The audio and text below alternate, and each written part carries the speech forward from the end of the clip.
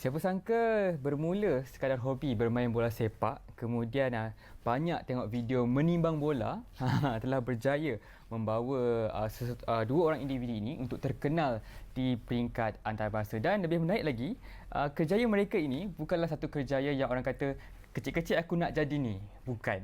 Dan untuk itu menariknya dalam Darah Muda edisi 30 September ini, bersama-sama dengan kita di studio, kita ada Encik Zim Ahmad yang merupakan Presiden Malaysian Freestyle Football dan juga Airi Azni yang merupakan pengasas One to One Academy. So jom kita ikuti perkembangan dua anak muda yang mencipta nama dalam arena sukan bola sepak gaya bebas ini. Baik, Zim dan Airi, selamat datang ke Darah Muda dan terima kasih kerana sudi bersama saya di studio lah. Okey. Bila kita bercakap mengenai bola sepak gaya bebas ni, soalan saya pertama lah kan. Dalam banyak-banyak sukan kita ada bola sepak, badminton, bola sepak sendiri. Kenapa memilih untuk mencuburi freestyle football ni? Kenapa? Pada saya freestyle football ni bagi saya dia sukan yang bebas. Jadi, sebab nama dia pun freestyle. So kita bangun pagi, kita nak main anytime, kita main je lah. Tak ada manager, tak ada orang suruh kita buat ni, tak ada orang suruh. So bagi saya satu sukan yang bebas lah bagi saya. Cakap pasal bebas, ada lagi sukan-sukan lain bebas juga macam BMX, macam skateboard. So adakah sebab first thing first, benda tu datang kita minat bola, tapi kita nak main dengan satu lagi versi, macam tu ke? Dia unik, lebih unik daripada bola biasa lah. Ya, dia juga macam katakan lain pada yang lain. And sebab lagi satu, dia punya exposure dia pun tak sebesar macam BMX dengan skateboard semua tu lah kan. Macam sebab dia baru juga. So, ia satu benda yang kita nak cuba. Nak mencuba macam tu lah. Kita cakap pasal nak cuba. Dulu pernah terfikir tak waktu mula-mula main tu, aku nak jadikan kerjaya sebagai penimbang bola ni as a kerjaya yang kerjaya lah. Daripada saya saja butuhkan jadi benda yang kita boleh buat cash flow. Kan? Sebenarnya saya tak sangka lah. Kita main semuda tu memang kita main je kan. Kita tak fikir apa lah, sebab kita minat. Macam dulu balik sekolah pukul 1, orang duduk rumah, saya pergi main sorang-sorang kan. Saya main. So memang tak sangka lah apa yang saya buat tu result dia sekarang macam ni kan. So saya terkejut juga lah. Dan saya difahamkan juga Zim sudah pun membawa kejayaan ni di peringkat antarabangsa di Jepun. Boleh ceritakan sedikit ke? Kalau di Jepun tu memang saya selalu mengajar di sana kan. Saya mengajar di sana, di Tokyo, di Mie. Sebab diorang ada akademi khas diorang, di mana diorang mengajar skill-skill freestyle football, street soccer. Jadi akademi tu akan panggil top world class punya player, and alhamdulillah saya pun terpilih untuk mengajar dekat sana. So sebab dekat sana membuatkan saya macam saya pun kena buat apa yang diorang buat. Dari situ kita akan wujudkan lebih ramai pelapis-pelapis lah. Cakap mengenai nak mewujudkan pelapis-pelapis, Airi juga adalah salah seorang pengasas kepada One to One Academy, merupakan akademi yang bertanggungjawab untuk melahirkan banyak pelapis khususnya di Malaysia. Mungkin Airi pun boleh cerita sedikit ringkas mengenai One to One Academy ni. Okay, One to One Academy ni kita buat untuk mengajar satu street soccer and freestyle. Dia kita tegaskan more kepada individual skill, di mana dia bukan macam contoh futsal punya akademi. Dia motor teamwork, semua work play. Ni kita khas macam more to focus on individual play. Macam tu. So lagi satu, kita plan nak kata semua orang boleh join dengan kata harga yang agak berpatutan dan murah semua tu lah. So kita pun plan benda ni, plan kita plan besar juga. So kita akan pergi ke kata setiap daerah, setiap negara dalam masa akan datang nantilah. Itu plan kita. Macam mana both of you sendiri melihat timbang-timbang bola aku boleh jadikan kerjaya kan? Macam mana? So kalau saya tengok timbang tu sukan je lah. Mungkin dari sudut apa? Yang maksudnya boleh nampak benda ni serius. Betul. Satu demand orang. Bila kita timbang-timbang orang call nak buat show tak? Boleh buat show timbang bola? Memang kita memang tu servis kita orang lah. Kita akan buat untuk event-event kan. So dari situlah macam okey, benda ni sebenarnya serius. Benda serius. Selain daripada competition, kita juga buat ni lah, orang kata income daripada sini lah. So kalau cakap serius, dekat Malaysia penerimaan ni bagaimana? Sebab dekat Malaysia ni penerimaan dia, diorang pandang freestyle ni macam untuk isikan diorang punya event. Macam okay, nak buat event panggil. And bagi kita sebenarnya kita bukan itu yang kita nak 100%. Apa yang kita nak, sukan ni lebih berkembang, kita boleh wakil Malaysia ke luar negara, bukan sekadar buat show, buat duit. Benda tu okey, tapi dia akan mati anytime. Jadi kalau kita nak buat benda ni, sukan ni membesar lagi, membiak lagi, kita kena wujudkan competition, benda-benda yang macam tu lah. Itu penerimaan di peringkat pusat, peringkat besar lah kan.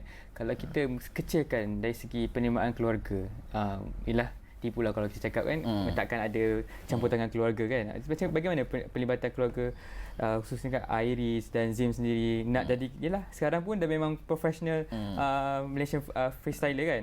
Bagaimana penerimaan keluarga? Okay, so far memang Alhamdulillah family, penerimaan keluarga diorang support je.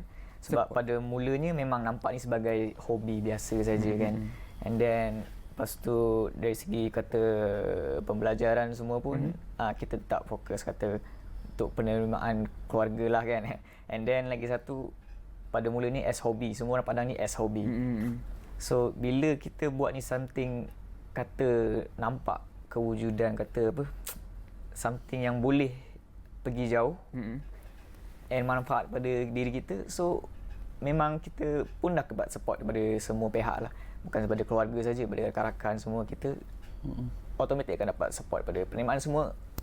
Okey lah kata-kata apa katanya tak kisah saya difahamkan ID juga accountant kan. So saya kata untuk menjadikan kejayaan ni mesti kalau saya pun kenapa kau nak jadi ni kan, kan. Okey, macam saya accountant kan, saya dulu accountant, and then kenapa orang tanya kenapa saya tiba freestyle, saya memang lain daripada kawan saya semua sekarang ni accountant, kerja accountant. And saya kata more tu kata apa, mak kata kawan saya ni, dia kata saya ni macam, oh kawan, you ni kawan semua nampak macam memang accountant betul, saya nampak macam street accountant. Kita ada street footballer, dia juga accountant. Sebab tu dia boleh timbang lama. Dia kira-kira accountant. And yelah, lagi satu itu antara private goal saya juga untuk finish degree sebagai ambil course accountant lah. So and then di usia muda ni, kata darah muda kan, macam apa kata, saya kata ambil risiko jugalah kat sini kan, untuk buat benda ni something, benda yang serius, freestyle ni. So alhamdulillah segala so far okey lah. So kita ada plan-plan lain, insyaAllah tengok macam mana. Itu macam kita lihat satu pencapaian yang agak menarik juga. Zim sendiri, apa pencapaian yang tertinggi yang pernah dibawa? Pencapaian yang tertinggi, okey, pencapaian tinggi sebenarnya saya pernah dijemput untuk World Championship Pana di Denmark 2016. Sebab apa itu pencapaian paling tinggi? Sebenarnya ada benda lain yang saya pernah menang dekat Japan, saya pernah menang kat Thailand, saya menang dekat Singapura apa semua, tapi dekat Copenhagen Denmark ni dia lain sebab dekat situ saya jumpa semua orang yang daripada kecil saya tengok video dia, saya compete dengan diorang sekali. Saya main. Jadi saya rasa macam dulu saya training pukul 2 tengah hari tu sebab tengok video diorang, last saya main sekali. Jadi sekarang pun kita rapat, kita pun ada plan dengan diorang nak buat something kan. So itu pencapaian paling worth it lah, yang saya rasa tepatlah saya pilih sukan ni. Dari segi pengalaman mengajar pula, kan Zim mengajar kat Jepun kan. Boleh katakan di sana ada juga mengajar anak-anak kecil. Yes. Itu pun paling muda berapa usia dia? Dekat kelas ni kita tak ikut umur, untuk benda ni, sebab benda ni first thing is minat. Umur berapa pun tak kisah. Jadi saya pergi kat Jepun tu paling kecil mungkin ada 8 tahun. 8 tahun, bawah lagi pun ada. Paling tua 56 tahun. Oh. Keadaan fizikal dia bukan biasa-biasa kan? Sebab dekat sana ramai. So dia siap ada competition umur 40 tahun ke atas. Okey, sebenarnya macam mana Zim sendiri boleh terbang ke sana? Macam daripada Malaysia kepada Jepun, macam mana orang Jepun find out yang Zim boleh mengajar? Sebab macam saya cakap, saya pergi ke Denmark tu, saya orang first Asia, saya dengan Japan dapat pergi. Jadi connection saya dengan Japan tu dah lama. Jadi boleh kata, orang kata experience saya tu dengan saya punya level tu, dorang Diorang appreciate lah, diorang hargai, and diorang nak bawa saya punya style pergi ke Japan. Itu dia world class kan Encik Azif. Jadi maknanya career ni dah banyak dah mengubah, baik dari segi Zim, baik segi Airi. So pernah terfikir ke nak bawa sukan freestyle ni ke pentas yang popular? Macam kita dah ada e-sport sekarang ni kan, daripada duduk kat rumah tiba-tiba dah jadi professional player, memang terkenal satu dunia. Dan freestyle ni pun dah lama kan. Freestyle dah lama. Pernah terfikir tak nak bawa? Jadi Kita orang pernah terfikir pun kata nak standing level dengan skateboard punya exposure lah. Skateboard, betul. Skateboard pun dah lama juga start daripada tahun 19 something kalau tak silap kan. And then dia berkembang sampai ada brand-brand besar pun support. Contohnya macam Nike pun ada buat macam Nike SB kan, skateboard khas kan. So kita dapat lihat macam saya cakap tadi pasal e-sport pun, Betul. duduk kat rumah tiba-tiba boleh jadi satu level antarabangsa. orang tak sangka kan. World tak class. sangka, betul. So dari situ benda ni pun kata entertaining juga. So kita pun boleh nampak juga dari sini benda ni boleh pergi jauh sebenarnya. Cuma kita kena keep on trying, and momentum tu kena ada lah. Konsisten, and then macam juga kena fokus pada community juga. Macam mana kita nak Itu sangat besarkan community. Untuk community tu sangat-sangat penting. Kalau bawa diri seorang tu bukan untuk community, tu untuk sendiri. Jadi untuk nak kekal lama kena into community. Okey, soalan. Kita nak main bola ni paling penting, bukanlah paling penting kita minat. Saya memang minat tu, tak minat. Cuma bagi saya dari tadi lagi saya tanya-tanya dari sudut yang serius. Macam mana cash flow tu berlaku? Sumber dia datang daripada mana? Persembahan, betul. Dan Zim sendiri kerap kali diundang ke luar negara. Adakah itu juga faktor-faktor? Yes, dorang bayar saya punya semua. First kalau dorang nak panggil saya, dorang akan bayar saya punya flight, saya punya tempat tinggal, makan semua, and then dorang akan bagi saya punya fee lah. Saya punya rate untuk saya datang sana lah. So daripada situ bukan saja duit saya dapat, experience saya terbang dengan secara free kan. So saya macam dulu saya main seorang-seorang tepi-tepi rumah kan. Tiba-tiba dapat travel dunia dengan Free freestyle. je. So macam betul lah, freestyle ni memang free lah. Memang free lah. Mungkin itu adalah satu kejayaan yang wow juga kan. Mungkin lepas ni kita boleh tanya soalan-soalan yang apakah kenangan-kenangan memalukan untuk mendapatkan. Tapi kita akan berehat dulu seketika. Kita akan tanya selepas rehat. Dan jangan ke mana-mana, teruskan sama kami di Darah Muda. Ya, Darah Muda, ini suara orang muda.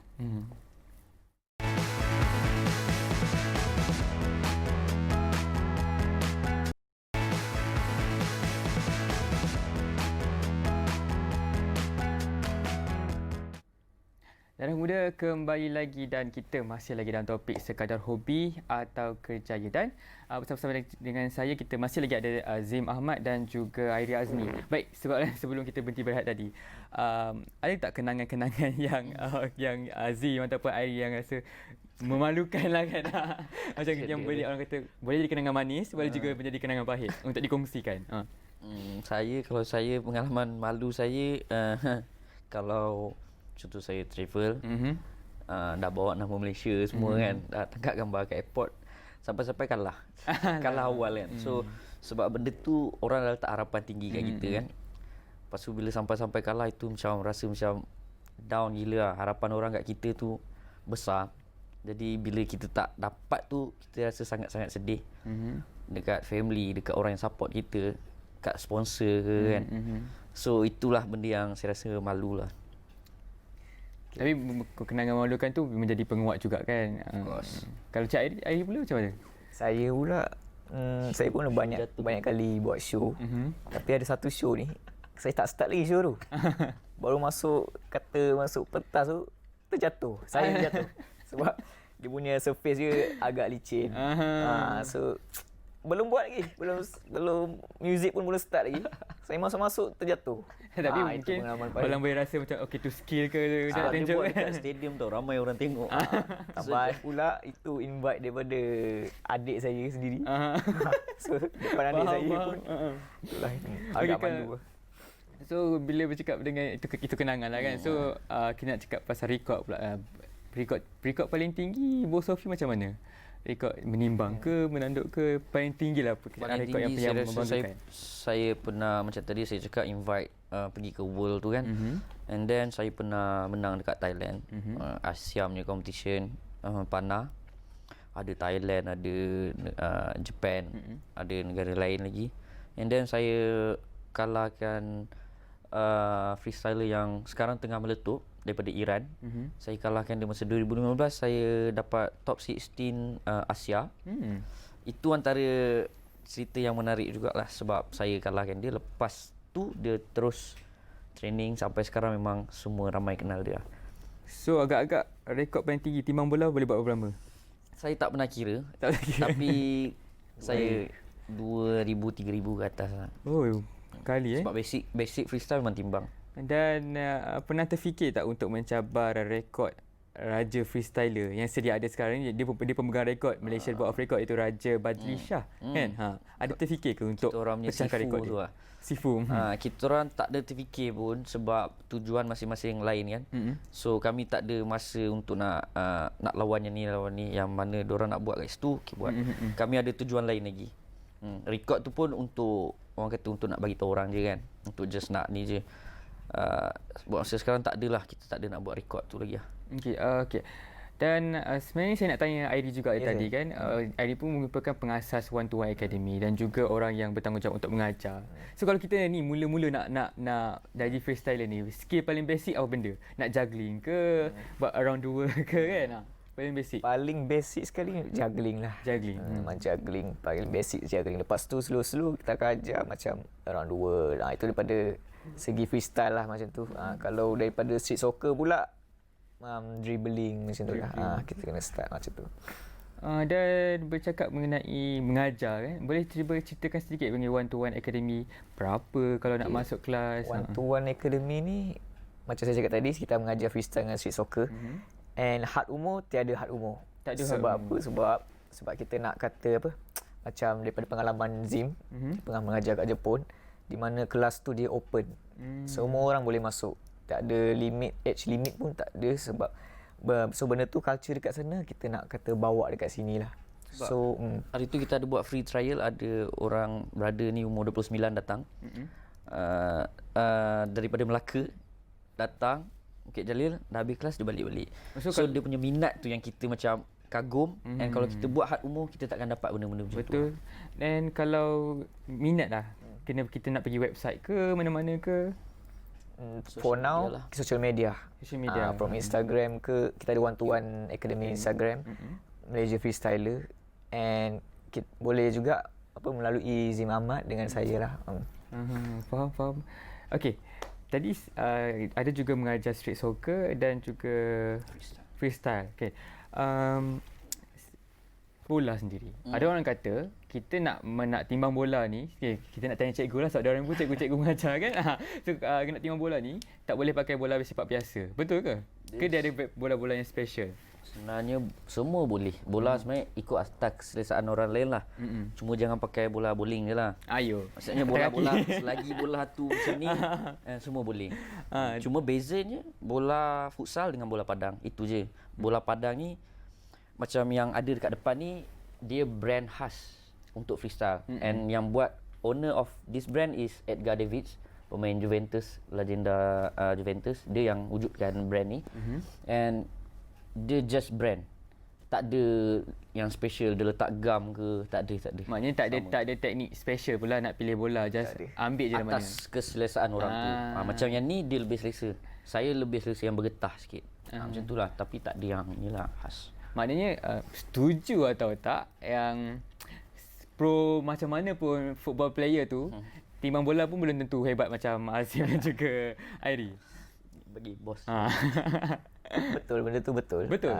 Sebab kata player bola lah kan. Cara dia timbang, orang kata dia macam jauh sikit daripada kaki dia. Bola tu macam jauh sikit dia timbang. So freestyle ni kata more close to kita punya body lah. So kita timbang macam sikit-sikit. Macam tu lah. Control pun lain lah. So benda tu pun cara timbang sebenarnya pun akan menggambarkan cara kontrol bola, dribble bola macam tu. Cara kontrol. So maknanya kalau kita nak pandai dribble tu, kena pandai timbang lah. Yes. Dia automatik. Automatik. Memang automatik. So, tak ada macam bercadang macam nak pergi camp, masuk main bola juga. Saya aku main skill. Okay, so melihat kepada kelebihan kan, apa yang Airi dan Zim lihat sini kelebihan, apa berbeza di luar negara compare to Malaysia dalam melihat kepada sukan ni? Bezanya banyak beza dia. Okey, kalau beza luar negara ni, dorang sentiasa aktif untuk buat apa-apa aktiviti. Maksudnya bukan macam kalau yang kita tahu dekat Malaysia ni, hiburan, menyanyi, berlakon dekat TV itulah kan. Tapi untuk naikkan bakat-bakat seperti freestyle, skateboard, orang kata scene-scene yang daripada street ni kurang support. Diorang nak yang dah naik. Okey. So dekat sana dia naikkan benda yang baru. Macam tu lah. So penerimaan orang kat sini saya rasa diorang belum bersedia lagi lah untuk apa orang kata percaya dengan bakat-bakat yang macam ni. Kalau belum bersedia, kenapa banyak pertandingan yang dibuat? Saya lihat ramai juga kontestan-kontestan lokal tu sendiri nak masuk kan. Macam Saya betul. yang buat. Zim yang buat. Itu saya yang buat. Kalau saya tak buat, tak adalah tak ada orang buat. individu. Jadi itu antara satu pengorbanan saya juga. Pasal bila saya buat, saya tak boleh main. Kalau saya nak main, saya tak boleh buat. Jadi macam mana? So, tak boleh. So saya kena, antara pengorbanan yang besar lah dalam sukan ni, saya nak naikkan freestyle, saya nak masuk juga competition, tapi tak boleh sebab saya yang organize.